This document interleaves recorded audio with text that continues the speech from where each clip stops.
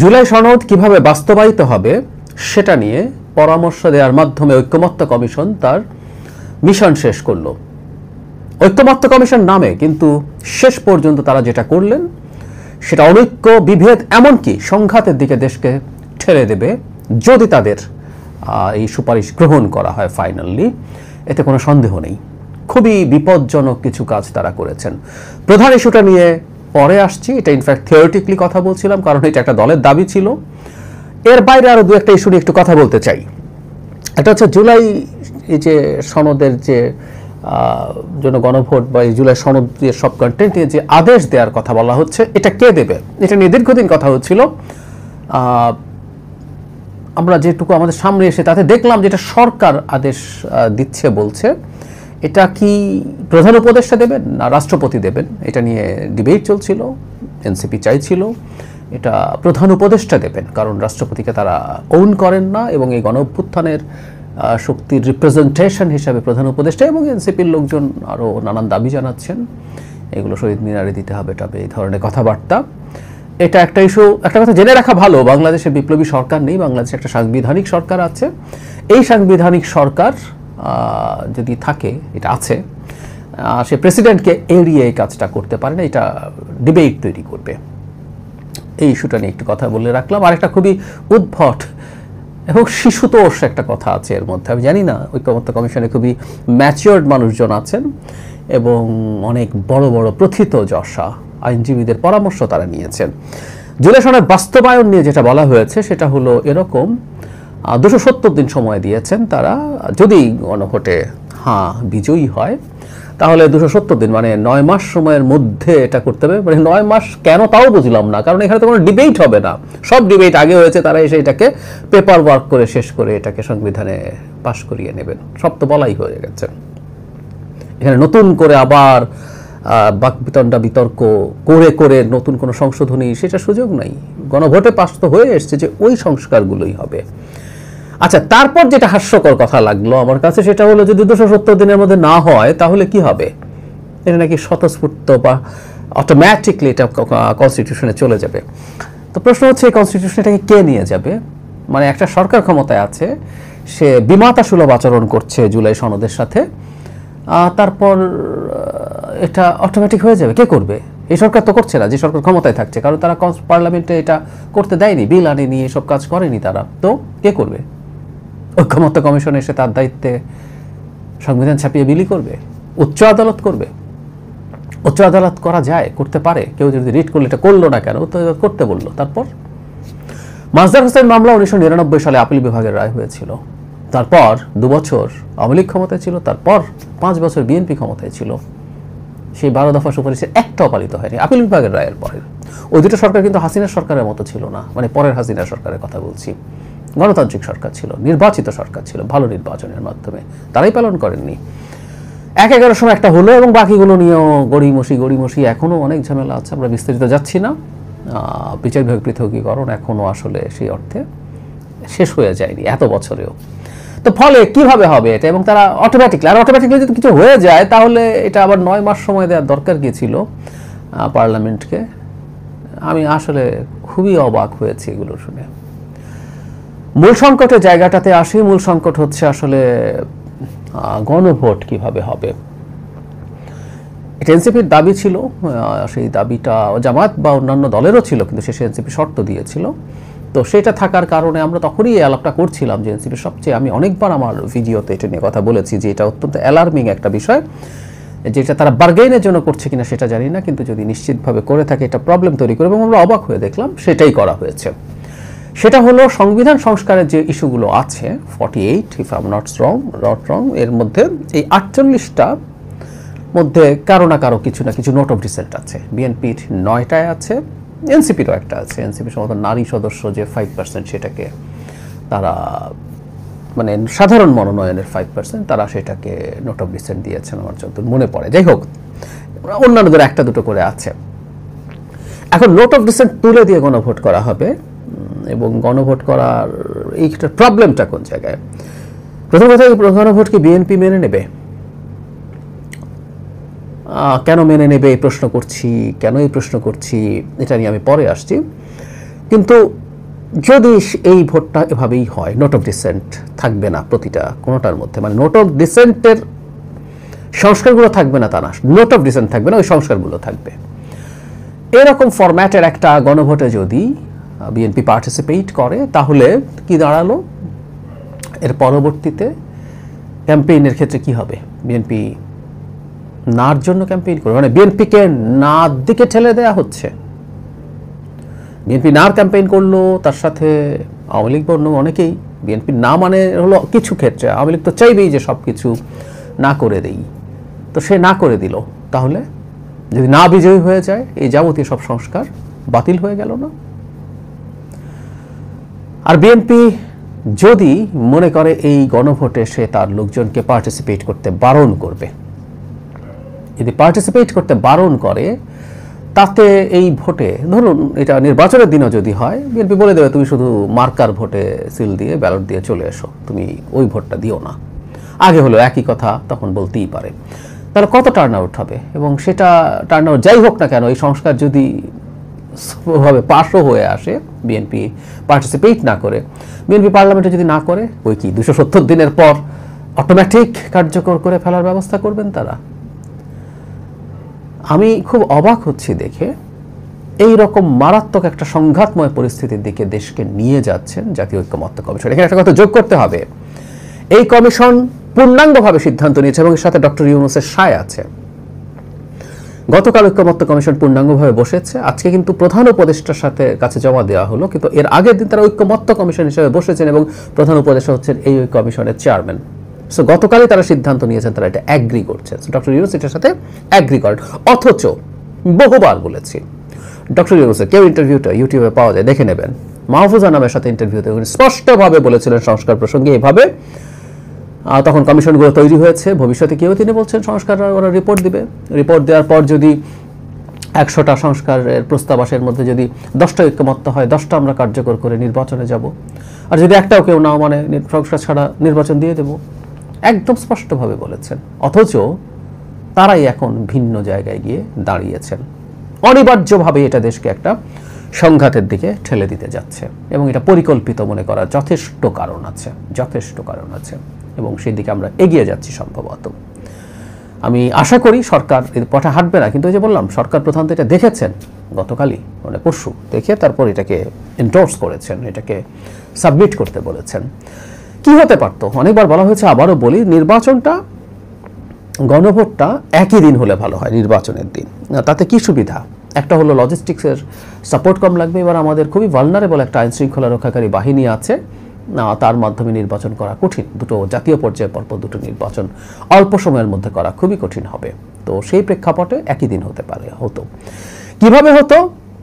খুব স্পষ্টভাবে লিখে দিয়ে, যে জাতিসংঘ যেভাবে স্বাক্ষরিত হয়েছে নোট অফ ডিসেন্ট সহ, যার মনে যেই দলের প্রতি সমর্থন আছে সে তার মতো করে ভোট দেবে। এবং যেটা জরুরি, একই দিনে হলে যেটা সুবিধা হবে, এই জাতীয় নির্বাচনেই প্রত্যেকে আবার তার ম্যানিফেস্টোতে তার যে সংস্কার প্রস্তাবনা সেটা ইনক্লুড করবে এবং তার পক্ষে ভোট চাইবে এবং অন্যকে আক্রমণ করবে। ধরলাম বিএনপি কিছু কিছু ক্ষেত্রে যেহেতু মানে তার ডিসেন্ট আছে, সে পছন্দ করছে না, অন্য দলগুলো বিএনপিকে সেটা নিয়ে অ্যাটাক করুক, বলুক, বিএনপিও তার ম্যানিফেস্টোতে তার সংস্কার প্যাকেজ দেবে। সো নোট অফ ডিসেন্ট সহ হাঁয়ের পক্ষে বিএনপির লোকজন, জামাতের লোকজন, এনসিপির লোকজন, ইসলামী আন্দোলনের লোকজন সবাই হাঁ ভোট দেবে, দিল, যে ক্ষমতায় আসবে সে সেটাকে কার্যকর করবে। এটা হলো খুব সোজা সাপটা কথা। মজাটা হচ্ছে, এত বড় জনসমর্থন সবার, সবাই মনে করে জনগণ সংস্কার চায়, সংস্কার চায়, সংস্কার চায়, বিএনপি সংস্কার চায় না। তো তাই যদি জনগণের ম্যান্ডেট সংস্কার দিয়েই চাওয়া যেতে পারে, কেন চাইছেন না তারা? আর তার উপরে বিএনপি চাঁদাবাজি করছে, দখলদারি করছে, সবাই বলছে, এবং অনেক ক্ষেত্রে এটা সত্য। বিএনপি টেম্পো স্ট্যান্ড, তো বিএনপির তো নির্বাচনে ডিজাস্টার হয়ে যাওয়ার কথা ছিল, তো তাহলে কেন? অদ্ভুত সব জটিলতা তৈরি হয়েছে, তৈরি করা হচ্ছে বলে আমি সন্দেহ করি। আমি এই ব্যাপারে আমাদের সতর্ক থাকা উচিত বলে মনে করি। আমরা খুবই সতর্ক থাকব এবং বাংলাদেশের গণতান্ত্রিক ট্রানজিশনের কোনো রকম কোনো বাধা কোনো দিক থেকে আসবে যেন আসতে না পারে, সেই ব্যাপারে আমাদের খুব সিরিয়াস সতর্ক থাকা জরুরি। আর একটা কথা আমরা একটু মনে রাখবো, সেটা হচ্ছে গণভোট যদি দিতেই হয় নোট অফ ডিসেন্ট ছাড়া, তাহলে ঐক্যমত্য কমিশনের কাজটা কি? ঐক্যমত্য কমিশন 6টা কমিশনের প্রাথমিক যে 6টা কমিশন থেকে ঐক্যমত্য কমিশন ওইসব রিপোর্ট নিয়েছে বিবেচনায়, সেগুলোর রিপোর্ট থেকে কম্পাইল করে দিয়ে দিলেই পারতো। প্রত্যেকটা 6টা কমিশনের মধ্যে একটা কমিশন আমি নিজে ছিলাম, নির্বাচন ব্যবস্থা সংস্কার কমিশন। আমরা প্রচুর স্টেক হোল্ডারের সাথে কথা বলেছি, রাজনৈতিক দলগুলো তাদের রিটেন সাজেশনস দিয়েছে, সোসাইটির বিভিন্ন মানুষ, সিভিল সোসাইটি, নারীরা, তারপরে বিভিন্ন রকম চ্যালেঞ্জড মানুষজন, আমরা বিভিন্ন বিভাগে গেছি, নির্বাচনী কর্মকর্তা, নির্বাচিত প্রতিনিধি, কে না, সাধারণ জনগণের মতামত চাওয়া হয়েছে ইমেইলে, মেসেজের মাধ্যমে, ফেসবুকে, হাজার হাজার মানুষের। সো এগুলো সব কম্পাইল করে করা হয়েছে। সো 6টা থেকে নিয়ে কম্পাইল করে গণভোটে দিয়ে দিত। এত আলাপ এত ইয়ের কী দরকার ছিল? প্যাকেজ যেটা ছিল সেটাতেই হয়ে যেত। এত মাসের পর মাস, প্রতিদিন ঘন্টার পর ঘন্টা এই আলাপ করে যে কিছু জিনিস প্রত্যেক দলই তার মতো করে ছাড় দিয়েছে, একটা জায়গায় এসছে, তারপরও ফাইনালি কিছু জায়গায় একমত হতে নোট অফ ডিসেন্ট আছে, এটাকে সম্মান করেই ভোটে যাওয়া উচিত ছিল। কিন্তু ওই যে বললাম, কোনো একটা ভেস্টেড ইন্টারেস্ট আছে, কোনো একটা প্ল্যান আছে যার মাধ্যমে কোনো একটা অস্থিতিশীলতা তৈরির চিন্তা কারো কারো থাকতে পারে, এবং আমি এটাকে এভাবেই রিড করতে চাই। এটা খুবই অ্যালার্মিং, আমাদের সতর্ক থাকতে হবে। বিখ্যাত সাংবাদিক এবং অ্যাঙ্কার, ইনফ্যাক্ট সাংবাদিক হিসেবে তিনি যতটা বিখ্যাত ছিলেন, অ্যাঙ্কার হিসেবে তার চেয়ে অনেক বেশি বিখ্যাত হয়েছে টকশোর অ্যাঙ্কার হিসেবে জনাব খালেদ মহিউদ্দিন দেশে এসছেন কয়েকদিন আগে। আসতে না আসতেই একটা তীব্র বিতর্ক তাকে ঘিরে চলছে। আমি গতকাল সারা দিন সোশ্যাল মিডিয়াতে দেখলাম মোটা দাগে তার মুন্ডুপাত চলছে। তিনি যা করেছেন সেটাকে আমরা আসলে কিভাবে দেখব, এবং এই যে তর্ক বিতর্ক বা কেউ কেউ অনেক উগ্র কঠোর মন্তব্য করছেন, এগুলো প্রত্যেকটা সম্ভবত আমাদের সোসাইটির খুব গুরুত্বপূর্ণ ডিসকোর্স হিসাবে হাজির হয়েছে। কারণ আমাদের সাংবাদিকতা কেমন হবে, সাংবাদিকতার সীমা কতটুকু, একটা পতিত স্বৈরাচার মাফিয়াকে আমরা কিভাবে দেখব, সেই জিনিসগুলো, বা এই ব্যাপারে আমাদের মতের সাথে যদি ভিন্ন মত কারো হয় তার সাথে আমরা কেমন ট্রিট করব, সব কিছুরই একটা দুর্দান্ত পরীক্ষা নিরীক্ষা হচ্ছে। ইনফ্যাক্ট ভবিষ্যতের বাংলাদেশে, ভবিষ্যতের গণতান্ত্রিক বাংলাদেশ যেমন হবে, কেমন হবে, সেটা আসলে অনেকটুকুই নির্ভর করবে আমরা কিভাবে এই জিনিসগুলো ডিল করব, বা আমরা তর্ক বিতর্ক, মাঝে মাঝে বাকবিতণ্ডা বা ঝগড়াঝাটি করতে করতে এগুলো শিখে উঠব।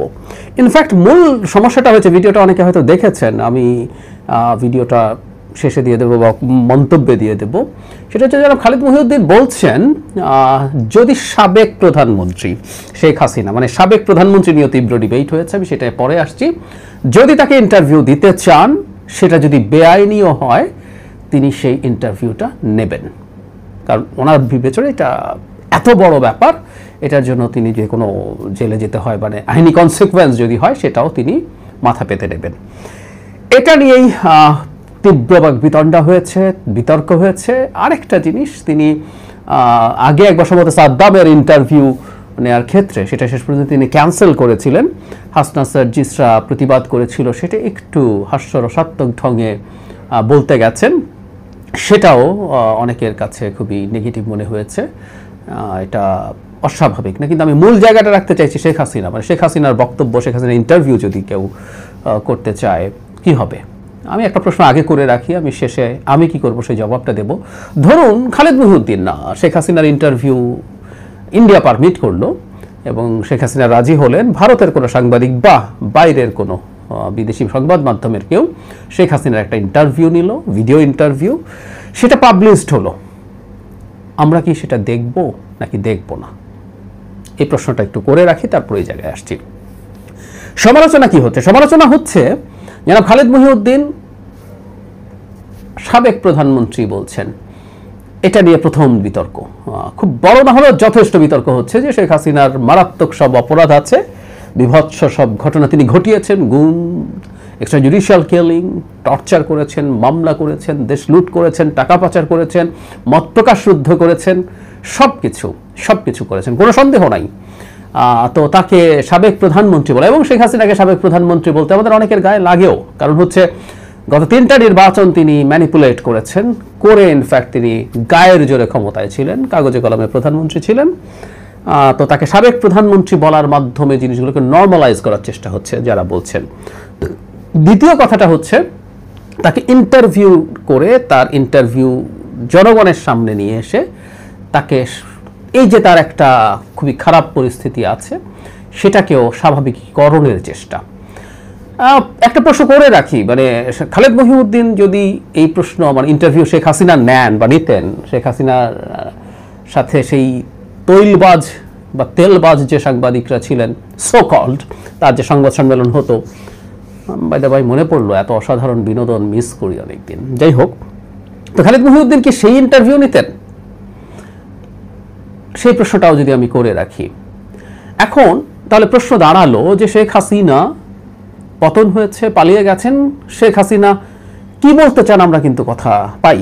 ইনফ্যাক্ট গতকালও জনাব আরাফাতের একটা ইউটিউব চ্যানেল আছে, সেখানে তিনি ডক্টর ইউনূসের মানে তার ব্যবসা, তার দুর্নীতি, সকল তার ভাষায় বিরাট লম্বা বক্তব্য দিয়েছেন এবং উনি তাঁর ভাষ্য মতো ইনশাল্লাহ তিনি বাংলাদেশে ফিরে আসবেন, মানে শেখ হাসিনার মুখেও ইনশাল্লাহ শুনতে হয় আমাদের। যাই হোক, তিনি আসবেন এবং এসে অনেক কিছু করবেন। সো শেখ হাসিনা কি বলতে চান, কি বলছেন, সেটা কিন্তু আমরা জানতে পারি।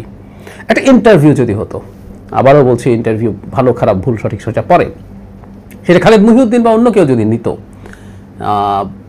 জেনুইন জার্নালিস্ট, ইন্ডিয়ান বিজেপি জার্নালিস্টের কথা বলছি না, ইন্ডিয়ার মধ্যে থাকাও যদি এরকম রিয়াল জার্নালিস্ট যদি কেউ ধরলাম আমরা, বা মানে অ্যাঙ্কার, আমরা যদি কারণ থাপারের কথা বলি ভারতে, তিনি নিতে পারতেন, বা বাইরের হলে তার কথাই নেই, সেরকম কাউন্টার কোয়েশ্চেন করা যেত। সেই জিনিসগুলো হলে শেখ হাসিনার নিশ্চিতভাবে তিনি সত্য কথা বলে ফেলতেন না, কিন্তু তার সেই ইন্টারভিউতে তার অনেক কিছু আমরা জানতে পারতাম। এখন আমি আমার কথা বলি, শেখ হাসিনা যে পার্সোনালি কথা বলে যাচ্ছেন, একসময় ফোন রেকর্ডের মতো করে ফাঁস হতো, মানে উনি কারোর সাথে কথা বলছেন, কেউ রেকর্ড করে ছাড়ছে, এখন উনি প্রকাশ্যে বক্তৃতার মতো করছেন বিভিন্ন জায়গায় কানেক্টেড হয়ে, এবং উনি এটা বাড়িয়েছেন। মানে বাংলাদেশ এই ব্যাপারে শক্ত চাপ দেওয়ার কথা যতবারই বলেছে, সাম্প্রতিক সময় এটা অনেক বেড়েছে। এবং আমি বলেছি, শ্রীরাধা দত্ত যে বলছেন ভারত সরকার সম্ভবত বার্তা দিয়েছে, একেবারেই বাজে কথা। শেখ হাসিনা এটা বাড়াচ্ছেন এবং এটা ভারত সরকারের সায় না থাকেই পারে না। তো ফলে তিনি যখন এটা করছেন, আমি তো শুনছি, এবং আমি শেখ হাসিনার বক্তব্যকে ধরে কথাও বলেছি, ভিডিও করেছি। বাংলাদেশে শেখ হাসিনার বক্তব্য প্রচার বেআইনি এখনও, এবং এই বেআইনি হওয়ার পর আমি এটা শুনেছি এবং আমি এটা নিয়ে আমার বক্তব্য দিয়েছি। এবং আমি মনে করি, আমি বিশ্বাস করি, শেখ হাসিনার বক্তব্য বাংলাদেশে প্রচারিত হলে ভালো হতো, ওয়াইড স্প্রেড। এখনও কি সুযোগ নাই? খুব ভালো মতো সুযোগ আছে, বেআইনি করে রাখা হয়েছে। কিন্তু ইউটিউবের যে চ্যানেলগুলোতে আওয়ামী লীগের নিজস্ব পেজ, জনাব আরাফাতের পেজ, এগুলো কোনোটাতেই আসলে এগুলো নেই তা না, এগুলো তো আছে, আমরা দেখতে পাচ্ছি। এগুলো এলিমিনেটও করা হচ্ছে না, অহেতুক একটা কথা বলে রাখা হলো। শেখ হাসিনার পতন হয়েছে, একজন পতিত সে স্বৈরাচার কি বলে, কিভাবে কথা বলে, কিভাবে রিয়্যাক্ট করে, কিভাবে ইন্টারাক্ট করে, এগুলো আসলে আমাদের দেখতে পারলে খুব ভালো হতো। এবং এই কারণে আমি মনে করি শেখ হাসিনার ইন্টারভিউটা জেনুইন যদি ইন্টারভিউ হয়, এবং আমি মানে জনাব খালিদ মহিউদ্দিনের উপরে আমার এইটুকু আস্থা আছে, তিনি তার যে ব্র্যান্ডিং আছে, তিনি গিয়ে অন্যান্য বহু সাংবাদিকরা যারা বসে বসে চাটুকারিতা করতেন, তিনি সেটা করবেন না। সো এরকম একটা ইন্টারভিউ যদি হতো কেমন হতো? যে শুরুতে যে প্রশ্ন করছিলাম, বাইরের কেউ যদি একটা ইন্টারভিউ নিত, তার জেনুইন ইন্টারভিউ, সেটা কি দেখতেন? আমার উত্তর হচ্ছে আমি দেখতাম, এবং সেটা নিয়ে আমি আমার টেক বলতাম। ইন্টারভিউতে কেউ যদি মিথ্যে কথাও বলে, তারপরও আমরা আসলে অনেক মেসেজ দিয়ে ফেলি, আমরা কিভাবে কোন বাক্য ব্যবহার করছি, আমাদের বডি ল্যাঙ্গুয়েজ কি, আমাদের স্ট্রেস ইন্টোনেশন কেমন হচ্ছে কথার মধ্যে, এগুলো অনেক অনেক বার্তা দেয়। আমি বলছি সব বার্তা আমি পড়ে ফেলতে পারবো, কারণ তো আমার নিজস্ব একটা রিডিং আছে, আমি সেই রিডিংটাই উপস্থাপন করার চেষ্টা করতাম। তো তা যদি হয়ে থাকে, আমরা যদি সেটা যদি শুনতে পারি, খালেদ মহিউদ্দিন যদি সেটা নিত, তাতে কি সমস্যা হতো? উনি নিতে চেয়ে অনেক বেশি অপরাধ করে ফেললেন, উনি বাংলাদেশি বলে, বা তার একটা ব্যাকগ্রাউন্ড আছে, তিনি আওয়ামী লীগের সময় অত্যন্ত প্রভাবশালী ব্যক্তি সালমান এফ রহমানের চ্যানেলে কাজ করেছেন, সেখানে টকশো করতেন, সেখানেও তিনি মোটা দাগে খুবই, আমি যতদূর মনে করতে পারি দেখেছি, সেখানে যথেষ্ট নিউট্রালি তিনি টকশো করতেন, তিনি তার জায়গা থেকে চ্যালেঞ্জ করতেন। পরবর্তীতে তিনি ডাইচে ফেলেতে গেলেন বা ঠিকানায় গেলেন, সবখানেই তিনি মোটা দাগে সেটা চেষ্টা করেছেন। তবে ব্যক্তি হিসাবে যে কখনো কখনো তার কোনো কোনো ক্ষেত্রে আমাদের মনে হতে পারে না যে তার কোথাও না কোনো বায়াস আছে, এটা হতে পারে। এখন আমাদের প্রশ্ন হচ্ছে, তর্কের খাতিরে ধরে নিলাম যেন খালেদ মহিউদ্দিনের খানিকটা বায়াস আছে। এখন সাবেক প্রধানমন্ত্রী বলা আমাদের অনেকের কাছেই ভালো লাগবে না, খুব স্বাভাবিক। সেটা যদি ভালোও না লাগে, যদি আমাদের মনে হয় খালেদ মহিউদ্দিনের কোনো না কোনো ফর্মে গণ অভ্যুত্থানের যে ছাত্র তরুণরা আছে তাদের প্রতি তার কোনো ধরনের বিরাগ আছে, আমি ধরে নিলাম শেখ হাসিনার প্রতি তার খানিকটা অনুরাগ আছে, ধরে নিলাম, এগুলো সবগুলো বলছি ধরে নিলাম, আমি বলছি না ওনার সেটা আছে, যদি তাই হয়ে থাকে খালেদ মহিউদ্দিনকে আমরা আসলে কিভাবে দেখব, তার এই বক্তব্যকে কিভাবে দেখব?